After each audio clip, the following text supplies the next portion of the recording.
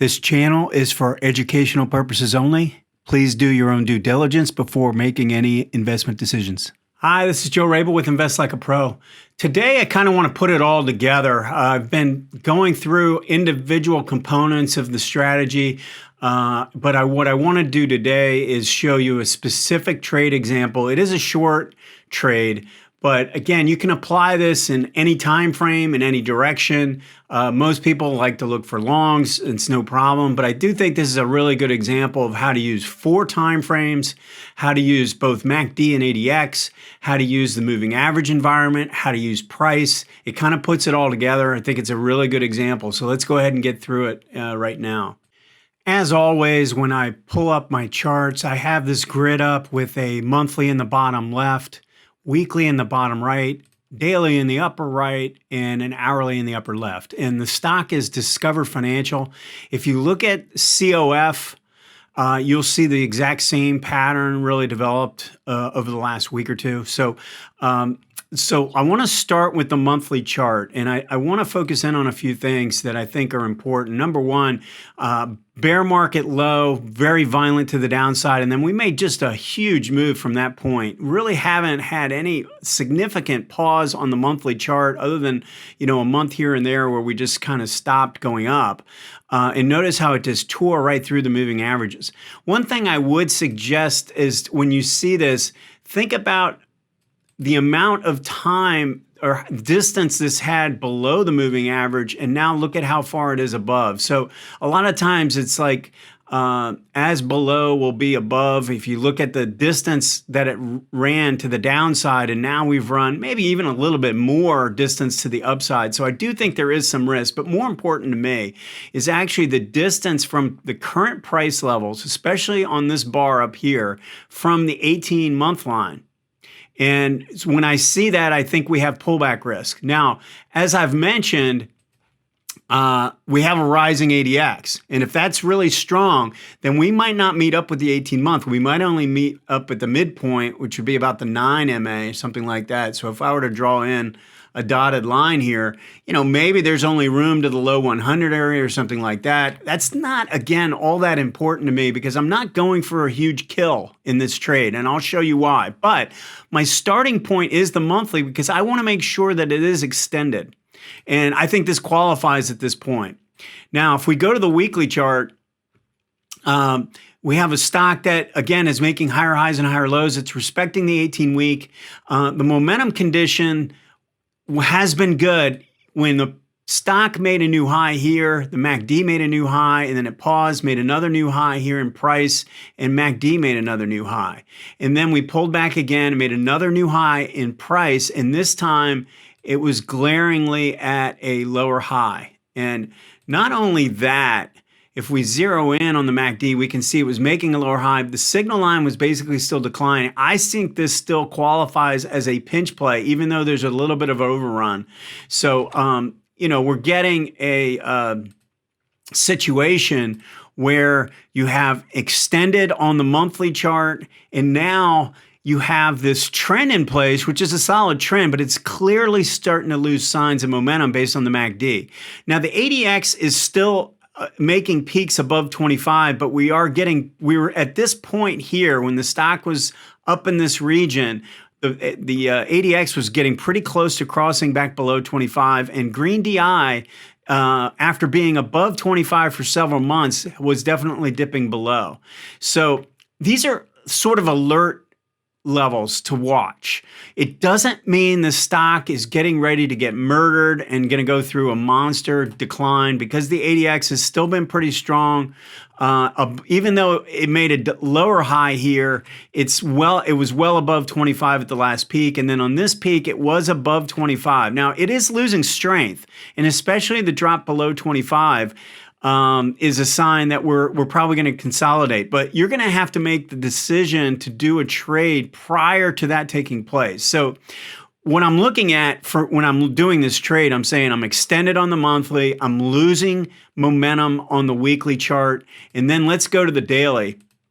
So up here is where this process would start. So on this peak, And I'm looking at this peak and I'm seeing a new high in MACD compared to the prior peaks. This would mean a new high here.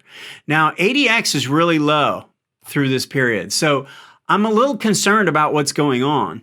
And so I am going to start the process, and I actually have this trend line drawn in where we came down, when we dropped off, we actually broke this little mini trend line, and then we rallied back. So as you know, if you've watched any of the stuff on my channel, I talk about a 1, 2, 3 sequence, and it's in my book, exactly this pattern where we break the trend line. That's 1. 2 would be the test of the prior peak, and then 3 would be taking out this prior low. But what I like to do is, if I have a pinch pattern developing, and that's where price is rallying up, but the MACD can't get above its signal line. So we have a declining signal line here, and we have the MACD moving up towards it, but not getting through it. And we have 1 higher low, 2 higher lows, 3, 4, 5 higher lows, and we still can't get the MACD to cross back above the signal line. So now I have actually 3. I've got the extended pattern on the monthly. I've got a pretty long trend on the weekly, which is given a couple of signals at the 18. And now I'm showing MACD divergence with slowing momentum on an ADX basis. So I go to the daily and I get the break of the trend line and the test at 2. So at 2, I am going to go to the lower time frame. This is where I want to be looking on the way up. And so if I do that, I'm looking on the way up. So let's just circle this on the daily. So on the way up here, I'm looking at the hourly, and you can see what's happening here. Let's actually zero in on the hourly for a sec. So we have this opposing trend, a rally against the downward trend, or what looks like a topping pattern developing on the daily chart. And I can draw in my trend line, and I break the trend line here. And then in this case, instead of making a lower high, it makes a marginal new high. You see how this barely makes a new peak here. And it does so on pretty light volume. Look at this, look at the volume pattern. You see how that's pretty low? And then we come down. Now, this is where I really like to look at the price bar. So let's just delete all this stuff. So I see a 1 and a 2, and then look what happens on 3. Look at the size of this bar. Now, I personally think you could get short anywhere on this bar. You don't have to necessarily wait for the close and the break of the 40. Because I already have the 1, which is the break of the trend line, I already have the 2, the testing. Once we're coming back down through, I think anywhere in here, as this is getting to be a pretty big red bar, open at the high and just pure red coming down. It could be anywhere where I have the arrow, it could be breaking the 18, or you could wait for the 40 break, or you could wait for the close. It's really up to your tolerance level for risk and how quick you want to be. But this is a really good trade. And the way I would view this is, because it's going counter trend to the weekly, there's a couple ways to look at the target. If I'm going to use the weekly for the target on this, and I could look at one of 2 ways. I could look at, okay, I could be coming back to this prior support area here, or I could be looking for just a trade back to the 18-week.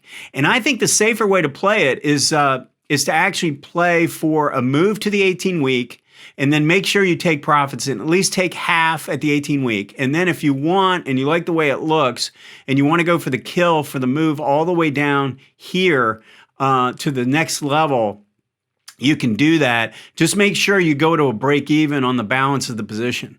So if I short this stock on this bar here, and I get my target at 123, something like that. So I'm going to see a move come in, somewhere in this zone, and I'm going to take partial, and then I'm going to go to a break even. I'm going to move my stop to a break even up here, and then I'm going to go for the kill on the balance, and I'm going to try and get it down to 114, 115, something like that. And if I get a move down to that level, I'm just going to take the rest. I'm not going to try and turn it into something more than that.